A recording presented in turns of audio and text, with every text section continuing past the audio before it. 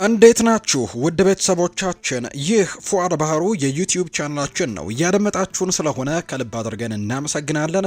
ትልልቆቹን ክለቦች የተመለከቱ በተለይ ደግሞ ከዝውውር ጉዳዮች ጋር የተያዙ መረጃዎችን ሰፋ አድርገን ወደ እናንተ የምናደርስበት ቻናላችን ላይ ትገኛላችሁ። ይህንን ቻናል ያልተቀላቀላችሁ ቤተሰቦቻችን ሰብስክራይብ እያደረጋችሁ የቤተሰባችን አባል እንድትሆኑ የተለመደ የአክብሮት ግብዣን ወደ እናንተም አደርሳለሁ። ውድ ቤተሰቦቻችን ያለፈው የጥር ተጫዋቾች የዝውውር መስኮት እንዴት ነበር የሚሉትን ጉዳዮች እናነሳለን።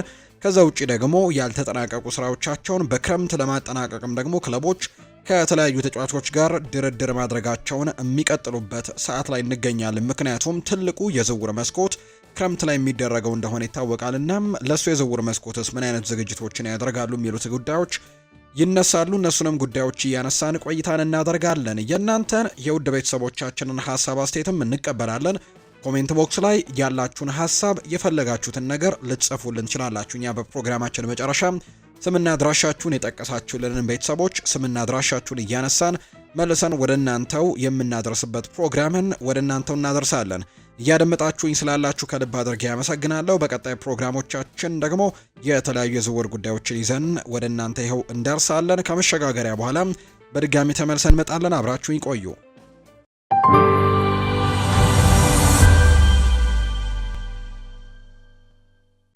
ኒውካስል ዩናይትድ በዝውውር መስኮቱ መዝጊያ ሰዓታት ውስጥ ሞሮኮዊውን አማካይ ብራሂም ዲያዝን ለማስፈረም ከፍተኛ ጥረት ሲያደርግ እንደነበር የሚያሳዩ መረጃዎች ወጥተዋል።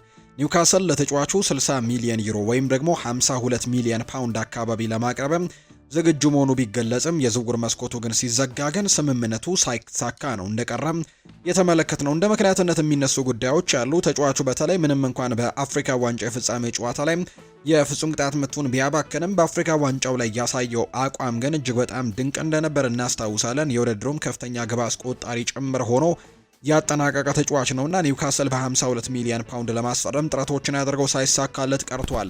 ሪያል ማድሪድ ተጫዋቹን በጥር ወር ለመልቀቅ ፍቃደኛ አልነበሩም። ክለቡ በላሊጋው ለዋንጫ በሚያደርገው ፉክክር የተጫዋቹ በቡድን ውስጥ መቆየት አስፈላጊ እንደሆነም ነው የተሰማቸው። ይሁን እንጂ ሪያል ማድሪድ በክረምቱ የዝውውር መስኮት ግን ሰኔ ላይ ማለት ነው ተጫዋቹን ለመሸጥ በሩን ክፍት ሊያደርገው እንደሚችል እየተነገረ ነው። ይህም ኒውካስል በክረምቱ ምናልባት ድጋሚ ጥያቄ የሚያቀርብ ከሆነ የማግኘት እድል ይሰጠዋል ተብሎ እንደሚታሰብ ነው የተነገረው። ተጫዋቹ በዚህ የውድድር ዘመን በሪያል ማድሪድ ቤት በቂ የመጫወት እድልን አለማግኘቱ ለዝውውር ወሬ መነሻ እንደሆነ ጭምር ይነገራል። በላሊጋ 13 ጨዋታዎችን ብቻ ነው ያደረገው። በአብዛኛው ደግሞ ተቀይሮ እየገባ ያደረገበት አጋጣሚን የተመለከትነውና ለጎል የሆኑ ኳሶችን አመቻችቶ ከማቀበል ውጪ ጎል የማስቆጠር እድሉንም በዚህ ውድድር ዓመት በላሊጋው ላይ እንዳላገኘ ነው እየተመለከትን የምንገኘው። የተጫወታቸው ደቂቃዎች በአጠቃላይ ሜዳ ላይም ጥቂት የሚባሉ ናቸው። 322 ደቂቃዎችን አካባቢ ነው ሜዳ ላይ ያሳለፈውና በተለይ በአፍሪካ ዋንጫው ለፍጻሜ ስትደርስ ሞሮኮ የነበረው ብቃት ከፍተኛ አድናቆትን አትርፎለት እንደነበር የምናስታውሰው ነው። በዚህ ምክንያትም ትልልቅ ክለቦች እሱን ለማስፈረም ጥረቶችን ማድረጋቸውን የሚቀጥሉ ይሆናል ተብሎ ይታሰባል። በሚቀጥለው የክረምት የተጫዋቾች የዝውውር መስኮትም በትልቁ በዝውውር መስኮቱ ላይ ስማቸውን ከምንሰማቸው ተጫዋቾች መካከል አንደኛው ይሆናል ተብሎ ይታሰባል። ብራሂም ዲያዝን በተመለከተ ማንቸስተር ዩናይትድ የአምበሉን የብሩኖ ፈርናንዴዝን የወደፊት ቆይታ የሚመለከት ማንኛውንም ውሳኔ እስከ ውድድር ዘመኑ መጨረሻ ድረስ ለማዘግየት መወሰኑ ነው ጊዜያዊ አሰልጣኝ ማይክል ካሪክ ይፋ ያደረጉት። የ31 ዓመቱ ብሩኖ አሁን ያለው ውልም እስከ ሰኔ 2027 ድረስ የሚያቆየው ቢሆንም ተጫዋቹ በክለቡ ቤት ከፍተኛ ተከፋይ የሚያደርገውን አዲስ ውል ይፈልጋል ነው የተባለው። ይህም አዲስ ውል በሳምንት እስከ 400,000 ፓውንድ ደሞዝም ሊጠይቅበት የሚችል ይህም ደግሞ በክለቡ ከፍተኛ ተከፋይም እንደሚያደርገው ጭምር ነው የሚገመተውና ይሄ ኮንትራት እንዲቀርብለት ፍላጎቱ አለው ነው የተባለው። ማይክል ካሪክ ብሩኖ በቡድን ውስጥ ያለው ተጽዕኖ ከፍተኛ እንደሆነ ይታወቃል። ይሁን እንጂ አሁን ላይ ትኩረቱ በሜዳ ላይ በሚደረጉ ጨዋታዎችና በውጤቶች ላይ በመሆኑ ስለ ኮንትራት ድርድር ከውድድር ዘመኑ መጠናቀቅ በኋላ እንደሚታይ ነው ያስታወቀው። አሰልጣኙ ተጫዋቹን በቁርጠኝነትና በአመራርነት እያደነቀው ነው። በአሁኑ ወቅትም ምንም አይነት ስጋት እንደሌለበት ጭምር ነው ያረጋገጠው። ብሩኖ በዩናይትድ ቤት ያለው ቆይታ እርግጠኛ ባለመሆኑ ሁለት ታላላቅ የአውሮፓ ክለቦች ማለትም ሪያል ማድሪድ እና ባየር ሚኒክ ሁኔታውን በቅርበት እየተከታተሉት ነው። ምንም እንኳን እድሜው ከፍ እያለ እየመጣ ቢሆንም ነገር ግን አሁንም ቢሆን በሜዳ ላይ ማበርከት የሚችላቸው በጣም ትልልቅ ነገሮች እንዳሉ እያስመለከተን ነው። በማንቸስተር ዩናይትድ በኩል በተለይም ሪያል ማድሪድ ተጫዋቹን ለማስፈረም እስከ 43 ሚሊዮን ፓውንድ ጭምር ሊያቀርብ እንደሚችል ወሬዎች እየወጡ ነው። ፋብሪዚዮ ሮማኖ ብሩኖ አሁን ላይ ሙሉ ትኩረቱ ዩናይትድ ላይ እንደሆነና ወደ ማድሪድ ለመሄድ ራሱን እንዳላቀረበ ጭምር ነው የተናገረው። በተጨማሪም ከሳዑዲ አረቢያ ክለቦችም የሚቀርብለትን ከፍተኛ የገንዘብ ጥያቄ አሁንም እንደቀጠለ ጭምር ነው የሚገኘው። በዚህ የውድድር ዘመን ብሩኖ ለዩናይትድ እጅግ አስፈላጊ ተጫዋች ሆኖ ቀጥሏል። እሁድ ዕለትም ለዩናይትድ ፉልሃምን 3-2 ሲያሸንፉ ለቤንጃሚን ሼስኮ የድል ጎልም ያመቻቸው ኳስም ያቀበለበት መንገድ በበርካቶች አድናቆትን አስገኝቶለታል። አሁን ላይ በፕሪሚየር ሊጉ 12 የጎል አሲስቶችን በማድረግም ሊጉ ላይ ከፍተኛው አሲስት አድራጊ እንደሆነም ጭምር እየተመለከትን ነውና በጣም ጥሩ ጊዜያቶችን በዩናይትድ እያሳለፈ ከመሆኑ ጋር በተያያዘ በትልቆቹ ክለቦች ፍላጎት ውስጥ መግባቱ በርካቶችን ያስገረመ ጉዳይ አይደለም። የሊቨርፑሉ ቁልፍ ተጫዋች ዶሚኒክ ሶቦስላይ ከአርነ ስሎት ቡድን ጋር ስላለው የወደፊት ቆይታ ጥርጣሬን የሚፈጥር አስተያየትን ሰጥቷል። ተጫዋቹ ከክለቡ ጋር አዲስ የውል ማራዘም ድርድር ላይ ምንም አይነት መሻሻል አለመኖሩን ያረጋገጠው ሶቦስላይ በተናገረው መሰረትም ሊቨርፑል ኒውካስልን 4-1 ባሸነፈበት ጨዋታ ላይ ሶቦስላይ ድንገተኛ የቀይ መስመር ተከላካይ ሆኖ ተጫውቶ እንደነበር እናስታውሳለን እና ከጨዋታ በኋላ ስለ ውሉ ሲጠየቅም እስካሁን ምንም አይነት አዲስ ነገር የለም፣ ከእንግዲህ ጉዳዩ በእኔ እጅ ላይ አይደለም፣ መቆየት ብፈልግም እንኳን ነገሮች እንደዛ አይደሉም በማለትም ነው በክለቡ በኩል ድርድር አለመኖሩን የጠቆመው። የ25 ዓመቱ ሃንጋሪያዊ አጥቂ በሪያል ማድሪድ እና በማንቸስተር ሲቲ በቅርብ ክትትል እየተደረገበት ነው የሚገኘው። ሪያል ማድሪድ ለተጫዋቹ እስከ 90 ሚሊዮን ዩሮ ለመክፈልም ዝግጁ መሆኑ ይነገራል። ተጫዋቹን ለማስፈረም በጣም ፍላጎቱ አላቸው ሪያል ማድሪዶች። እርግጥ ነው ተጫዋቹም ከልጅነቱ ጀምሮ ሪያል ማድሪድን እና ሮናልዶን ጭምር ሲያደንቅ ያደገ አይነት ተጫዋች እንደሆነ በተደጋጋሚ ሲነገር እንደነበር እንሰማለን። ከዛ በተጨማሪ ግን በሊቨርፑል መቆየት እንደሚፈልግ ነው አሁን ላይ እየተናገረ የሚገኘው። ነገር ግን የኮንትራት ድርድሩ በሱ እጅ ላይ እንዳልሆነና ሁሉ ነገር በሊቨርፑል እጅ ላይ እንደሆነ ጭምር ነው እየተናገረ የሚገኘው። ሶቦስላይ በዚህ የውድድር ዘመን በ33 ጨዋታዎች 8 ጎሎችን አስቆጥሮ 7 ለጎል የሆኑ ኳሶችን አመቻችቶ በማቀበል የሊቨርፑል ምርጥ ተጫዋች ሆኖ እያገለገለ እንደሚገኝ የሚታወቅ ጉዳይ ነው። የሊቨርፑል ስፖርቲንግ ዳይሬክተር የሆኑት ሪቻርድ ሂውዝም የማርክ ጉሂን ዝውውር በመክሸፉ ምክንያት አሁን ላይ ደግሞ ሶቦስላይ ውል ማደስ ባለመቻላቸው ከደጋፊዎችም ከፍተኛ ትችት እየደረሰባቸው ነው። ሶቦስላይ በሊቨርፑል መቆየት እንደሚፈልግ ቢገለጽም ክለቡ ግን ተመጣጣኝ የደሞዝና የውል ማሻሻያ ካላቀረበለት ግን በክረምቱ ወደ ሪያል ማድሪድ የማቅናት እድሉ ሰፊ ነው። ሶቦስላይ አሁን ላይ ውሉ እስከ ሰኔ 2028 ድረስ የሚቆይ ቢሆንም የደሞዝ መጠኑ ግን ከአውሮፓ ትልልቅ አማካዮች አንጻር ግን በጣም አነስተኛ የሚባል ነውና ይሄ ነገር ከፍ የማይደረግለት ከሆነ ክለቡን ለቆ ሊወጣ እንደሚችል ተናግሯል። ካልቪን ፊሊፕስ ማንቸስተር ሲቲን ለቆ ሼፊልድ ዩናይትድን መቀላቀሉን እናውቃለን። ምንም እንኳን እንደ ወልቨርሃምፕተን ወንደረርስ እና በርንሊ ያሉ የፕሪሚየር ሊግ ክለቦች ተጫዋቹን ለማስፈረም ከፍተኛ ፍላጎት አሳይተው የነበረ ቢሆንም ካልቪን ፊሊፕስ ግን በመጨረሻው ሰዓት ወደ ዮርክሻየር በመመለስ የሻምፒዮንሺፑን ክለብ ሼፊልድ ዩናይትድን ነው በውሰት ለመቀላቀል የወሰነው። ካልቪን ፊሊፕስ ወደ ፕሪሚየር ሊጉ ክለቦች ከማምራት ይልቅ ወደ ትውልድ አካባቢው ዮርክሻየር በመመለስ ስራውን እንደገና ለማነቃቃት በማሰቡ ሼፊልድ ዩናይትድን ምርጫውን አድርገዋል። ዝውውሩ እስከ ውድድር ዘመኑ መጨረሻም እስከ ሰኔ 2026 የሚቆይ የውሰት ውል ነው። ውሉ ተጫዋቹን በቋሚ የመግዛት መብትን ወይም ኦፕሽን ቱ ባይን አያካትትም። ማንቸስተር ሲቲ የተጫዋቹን ከፍተኛ ደሞዝ በሳምንት እስከ 160,000 ፓውንድም ለመሸፈን ትልቅ ድርሻ ለመውሰድም ተስማምቷል። ይህ ስምምነት ሼፊልድ ዩናይትድ ዝውውሩን በቀላሉ እንዲያጠናቀቅም ረድቶታል ነው የተባለው። በርንሌ ለካልቪን ፊሊፕስ ቋሚ መሰለፍ ዋስትና ሰጥተውት የነበረ ቢሆንም ተጫዋቹ ግን በክሪስ ዋይልደር በሚመራው የሼፊልድ ዩናይትድ ስብስብ ውስጥ መካተትን መርጧል። የ30 ዓመቱ አማካይ በዚህ የውድድር ዘመን በማንቸስተር ሲቲ ቤት ለመጫወትም እድል እጅግ አነስተኛ ሆኖበታል። በሊግ ካፕ ላይ ለ7 ደቂቃዎች ብቻ ተቀይሮ የገባ ሲሆን በፕሪሚየር ሊጉ አንድም ጨዋታ አላደረገም። ከፔፕ ጓርዲዮላ እቅድ ውጪ መሆኑን ተከትሎ የ2026 የዓለም ዋንጫ ከመድረሱ በፊት ቋሚ መሰለፍ እድልን የሚያገኝበት ክለብ መፈለግ የግድ ይሆንበታል ተብሎም ታስቦ ነበር። ሊቨርፑል ማንቸስተር ዩናይትድን በመርታት ፈረንሳዊው ተከላካይን አስፈርሟል። እንዲሁ ቼልሲንም ጭምር ነው የረታው። ሊቨርፑል በዝውውር መስኮቱ የመጨረሻ ሰዓታት ላይ ማንቸስተር ዩናይትድንና ቼልሲን በመርታት የፈረንሳዩን ሬንስ ተከላካይ ጀረሚ ዣኳን ሃይጃክ በማድረግ ወይም በመጥለፍ ጭምር ነው ተጫዋቹን የግላቸው ያደረጉት። በተለይ ቼልሲ ሊያስፈርመው በጣም ቀርቦ እንደነበር የምናውቀው ነው። ሊቨርፑል ለተጫዋቹ 60 ሚሊዮን ዩሮ ቋሚ ክፍያንና 10 ሚሊዮን ዩሮ ተጨማሪ ክፍያ ወይም አድኦንሶችን በድምሩ 70 ሚሊዮን ዩሮ ለመክፈል ነው የተስማማው። ተጫዋቹ እስከ ውድድር ዘመኑ መጨረሻ በሬንስ ቆይቶ በሰኔ 2026 ሊቨርፑልን ይቀላቀላል። ዩናይትድ እና ቼልሲም በዝውውር መስኮቱ ይህንን ተጫዋች ለማስፈረምም ፍላጎቱ እንደነበራቸውና ከፍተኛ ጥረት ቢያደርጉም ሊቨርፑል ግን ከሬንስ እና ከተጫዋቹ ጋር ቀድሞ ስምምነት ላይ ደርሶ ስለነበር ሙከራቸው ሳይሳካ ቀርቷል።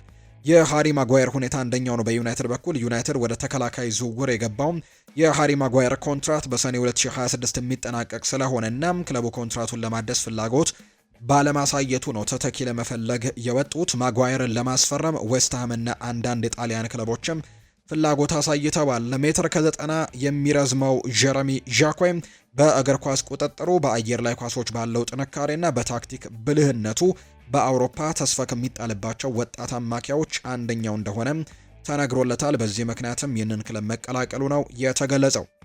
አይቫን ቶኒ የዩቬንቱስ ጥያቄን ውድቅ በማድረግ በሳዑዲ ለመቆየት ወስኗል። የአልአህሊው አጥቂ የሆነው አይቫን ቶኒ ወደ ጣሊያኑ ግዙፍ ክለብ ዩቬንቱስ ለመዘዋወር የቀረበለትን ጥያቄ ውድቅ ማድረጉን የተነገረው ተጫዋቹ ይህንን ውሳኔ ያስተላለፈው በሳዑዲ አረቢያ እያሳየ ያለው ድንቅ ብቃት በ2026ቱ የዓለም ዋንጫ በእንግሊዝ ብሔራዊ ቡድን ውስጥ ቦታ ለማግኘት ይረዳኛል በሚል እምነት ነው። የ29 ዓመቱ አይቫን ቶኒ በዘንድሮው የውድድር ዘመን በ2025-26 የውድድር ዘመን በአልአህሊ ቤት በ17 የሊግ ጨዋታዎች 18 ጎሎችን በማስቆጠር የሊጉ ከፍተኛ ግብ አስቆጣሪ ሆኖ እየመራ ነው። ይህም እንደ ክሪስቲያኖ ሮናልዶ ያሉ ኮከቦችን ቀድሞ እንዲቀመጥም አድርጎታል። የዩቬንቱስ አሰልጣኝ የሆኑት ሉቺያኖ ስፓሌቲ የማጥቃት ክፍላቸውን ለማጠናከር አይቫን ቶኒን ቢፈልጉትም ተጫዋቹ ግን በአሁኑ ወቅት ካለው መረጋጋትና የመጫወት እድል አንጻር በሳዑዲ ለመቆየት ነው ምርጫው ያደረገው። አዲሱ የእንግሊዝ ብሔራዊ ቡድን አሰልጣኝ የሆኑት ቶማስ ቱሄል አይቫን ቶኒን በእቅዳቸው ውስጥ እንዳካተቱት ይነገራል። አይቫን ቶኒ በሳዑዲ ጎሎችን ማከታተሉን ተከትሎ ለቶማስ ቱሄልም ጠንካራ መልእክትን እንደሚልክና ለዓለም ዋንጫው ስብስብም እንደሚመረጥ እርግጠኛ እንደሆነ ነው የሚነገረው። አካባቢንም መቀየር ያልፈለገው ዓለም ዋንጫው ላይ ለመሳተፍ ካለው ፍላጎት አንጻር እንደሆነ እየተገለጸ ይገኛል። አሁን ባለበት ሊግም እያስቆጠራቸው በሚገኙ ጎሎችም ምክንያት በእንግሊዝ ብሔራዊ ቡድን በአሰልጣኝ ቶማስ ቱሄል የመጠራት እድል አለኝ ብሎ ሀሳቡን እየገለጸ ይገኛል። ስለዚህም ወደ ዩቬንቱስ ሄዶ አዲስ ከባቢን ለመልመድና አዲስ ደግሞ ክለብን ለመልመድ እንዳልፈለገ፣ ከዛ ውጭ ደግሞ የመሰለፍ እድል ይኑረው አይኑረው ባላረጋገጠው ክለብ ውስጥ እንዳልመጣ ጭምር ያሳየበት ምልክትም በዛ ምክንያት እንደሆነ ተነግሯል። አሰልጣኝ ቶማስ ቱሄል በዓለም ዋንጫ ስብስባቸው ውስጥ ያካትቱታል ወይ? በርካቶች የሚጠብቁት ጥያቄ ነው። ቸልሲ ለኤንዞ ፈርናንዴስ 100 ሚሊዮን ዩሮ ይፈልጋል። የቸልሲው አማካይ ኤንዞ ፈርናንዴዝ በ2026 የክረምት የዝውውር መስኮት ከፍተኛ ትኩረት ከሚሰጣቸው ተጫዋቾች አንዱ እንደሚሆን ምንም ጥያቄ የሌለው ጉዳይ ነው። ምንም እንኳን ከቸልሲ ጋር እስከ 2032 የሚያቆየው ረጅም ጊዜ ውል ቢኖረውም በክለቡ ያለው የወደፊት ቆይታ ግን አሁንም አጠራጣሪ እንደሆኑ የሚያሳዩ መረጃዎች አሉ።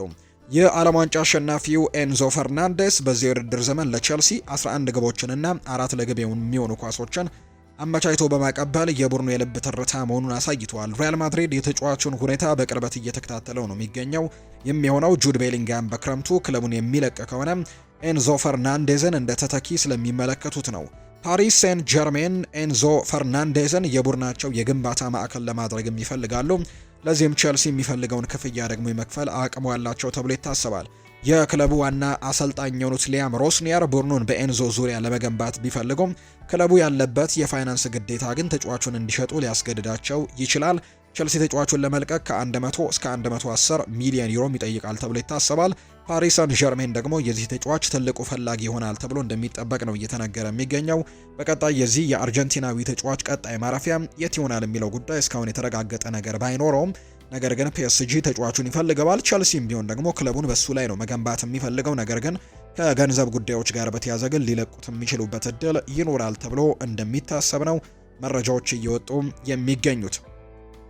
አንድሪው ሮበርትሰን በክረምቱ ከሊቨርፑል ሊለቅ ይችላል ተብሏል። የሊቨርፑሉ የግራ መስመር ተከላካይ አንድሪው ሮበርትሰን በጥር የዝውውር መስኮት ከክለቡ ለመልቀቅ ያደረገው ሙከራም ሳይሳካ መቅረቱ በክረምቱ አማራጮቹን ለመመልከት መወሰኑ ተሰምቷል። የ31 ዓመቱ ስኮትላንዳዊ ተከላካይ በሊቨርፑል በነበረው የቆይታ ዘመን ተጽዕኖ ፈጣሪ ከሆኑ ተጫዋቾች አንደኛው ቢሆንም አዲሱ ተጫዋች ሚሎስ ኪርኬዝ በመምጣቱና በአሰልጣኝ አርኔ ስሎት ስራ ያለው የመሰለፍ ዕድል በመቀነሱ ግን ደስተኛ አይደለም።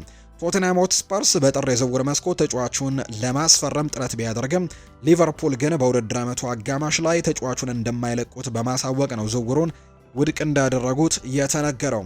የሮበርትሰን ኮንትራት በዚህ ወር በሚጠናቀቅ ሲሆን ተጫዋቹም አዲስ ፈተናን ለመፈለግም ዝግጁ እንደሆነ እየተገለጸ ነው። ክለቡ በጥር ወር እንዲለቅ ባይፈቅድለትም በክረምቱ ግን ሁኔታዎች ሊቀየሩ እንደሚችሉ ይታመናል። ሮበርትሰን በሊቨርፑል ቤት ትልቅ ክብር ያለው ቢሆንም በአሁኑ ወቅት ግን በቋሚ አስተላለፍ ውስጥ ያለው ቦታ አጠራጣሪ ነው። ሚሎስ ኪርኬዝ በቦታው ላይ ከመኖሩ ጋር አንጻር በክረምቱ አትሌቲኮ ማድሪድ ሊያመራ ተቃርቦ የነበረበት አጋጣሚን እናስታውሳለን። ስሙ ከአትሌቲኮ ማድሪድ ጋር በትልቁ ሲነሳ ነበር። በዚህ የጥር ተጫዋቾች የዝውውር መስኮት ደግሞ ከቶትንሃም ጋር ስሙ በትልቁ ሲነሳ እንደነበር የምናስታውሰው ነው። ምናልባት በቀጣይ ወደ ሌሎች ክለቦች ሊያመራ የሚችልበት እድል ሰፊ ይሆናል ተብሎ ይታሰባል። ከሊቨርፑል ጋር ምናልባት የመጨረሻው የውድድር ዓመት ሳይሆን እንዳልቀረም በርካቶች ግምቶቻቸውን እያሰፈሩ ነው የሚገኙት።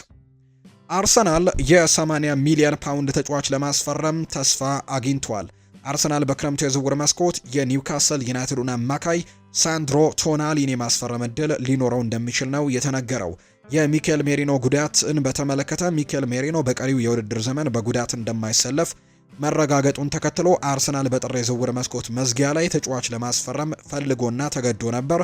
ነገር ግን ክለቡ በክረምቱ ከፍተኛ ወጪን ስላወጣ አሁን ላይ በቸኮላ ተጫዋች ላለማስፈረም መርጦ የዝውውር መስኮቱም መጠናቀቁን እናስታውሳለን።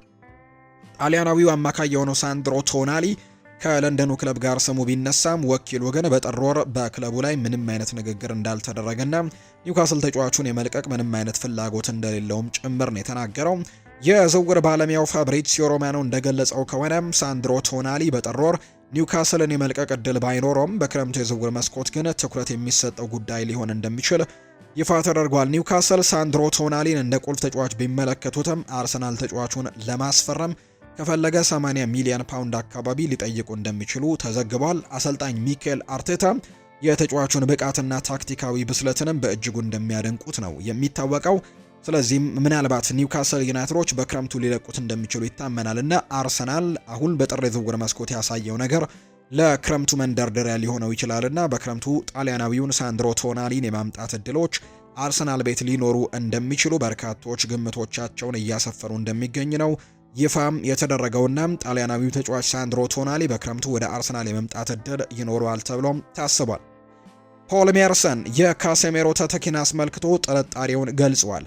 ታዋቂው የእግር ኳስ ተንታኝ የሆነው ፖል ሜርሰን ማንቸስተር ዩናይትድ የካሴሜሮ ተተኪ አድርጎ ሊያስፈርመው ስላሰበው ኤሊዮት አንደርሰን ያለውን ጥርጣሬም ይፋ አድርጓል። ብራዚላዊው አማካይ ካሴሜሮ በውድድር ዘመኑ መጨረሻም ክለቡን እንደሚለቅ ማስታወቁን ተከትሎ ዩናይትድ በአሰልጣኝ ማይክል ካሪክ ስር ለሚመራው ቡድን አማካይ መፈለግ ቅድሚያ የሚሰጠው ተግባር ነው።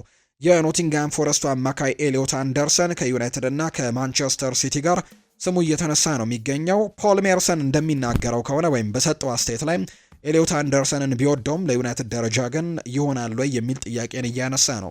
በኖቲንግሃም ፎረስት አማካይ ላይ ጨዋታውን ተቆጣጥሮ ሲመራ ላይ የውትም ያለ ሲሆን ከሱ ይልቅ የክሪስታል ፓላሱ አደም ዋርተንን ቢመርጡ የተሻለ ይመስለኛል ሲልም ጭምር ነው የተናገረው። ስለዚህም እኔ ኤሊዮት አንደርሰንን ከማደንቃቸው ተጫዋቾች መካከል ነው። ለማንቸስተር ዩናይትድ ከመምረጥ አንጻር ግን ከኤሊዮት አንደርሰን ይልቅ አደም ዋርተንን እመርጥላቸዋለሁ ሲል ይናገራል። ማንቸስተር ዩናይትድ ከኤሊዮት አንደርሰን በተጨማሪ እንደ አደም ዋርተን፣ ካርሎስ ባሌባ ያሉ ተጫዋቾችም ሁኔታውን እያጤነ ይገኛል። በቡድን ውስጥም ባለው የተጫዋቾች እጥረትም ምክንያት ደግሞ እስከ 2 አማካዮችም ሊያስፈርሙ የሚችሉበት እድል ይኖራል ተብሎ እንደሚታሰብ ነው ግምቶች እየወጡ የሚገኙት። የ40 ዓመቱ ክሪስቲያኖ ሮናልዶ ነገ 41ኛ ዓመቱን ይይዛል። ከአልናስር ጋር ያለው ሁኔታ ጥያቄ ውስጥ መግባቱን ተከትሎ ወደ አውሮፓ ወይም ወደ አሜሪካ ሜጀር ሊግ ሶከር ሊዘዋወር እንደሚችል የሚገልጹ ዘገባዎች በስፋት እየወጡ ነው የሚገኘው። ሮናልዶ ከአልናስር እና ከአልሪያድ ጋር በነበረው ጨዋታ ላይ አልተሰለፈም። እንደ ዘገባዎች ከሆነ ሮናልዶ የሳዑዲ ሊግ አስተዳዳሪዎች ለካሪም ቤንዜማ ወደ አልሂላል ዝውውር የሰጡትን ትኩረት ተከትሎ እነሱ ወይም ደግሞ አልናስሮች ትኩረት እንደተነፈጋቸው በማሰቡ ነው ደስተኛ ያልሆነው።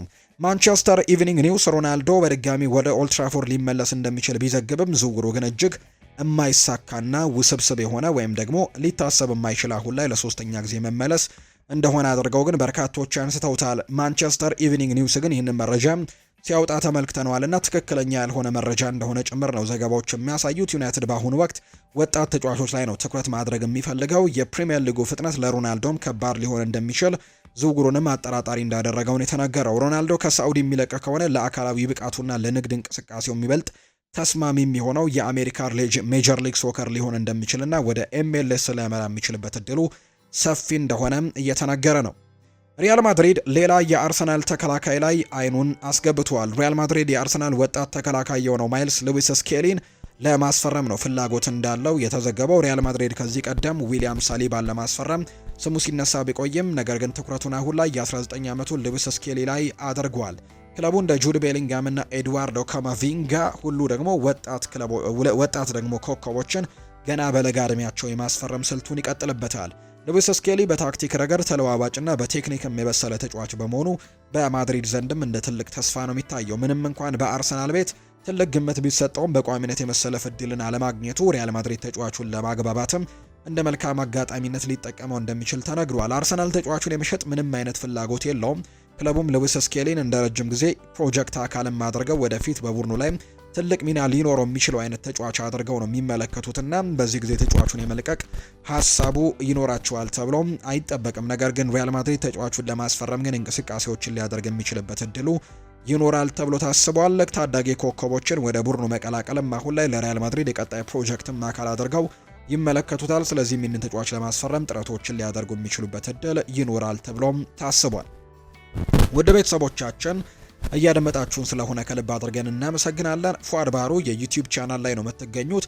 ይህንን ቻናላችንን ያልተቀላቀላችሁ ቤተሰቦቻችን ሰብስክራይብ እያደረጋችሁ የቤተሰባችን አባል እንድትሆኑ በአክብሮት ነው የምንጋብዘው። የተለያዩ ስፖርታዊ ጉዳዮችን ያነሳንበት የዛሬው የዕለተ ረቡዕ የከሰዓቱ ፕሮግራማችን ግን ይህንን ይመስል ነበር። ቆይታችሁን ከኛ ጋር ያደረጋችሁ በሙሉ ላቅ ያለ ምስጋናችንን ለእናንተ ማቅረብ እንወዳለን። ስላደመጣችሁኝም ከልብ አድርጌ ነው ማመሰግናችሁ።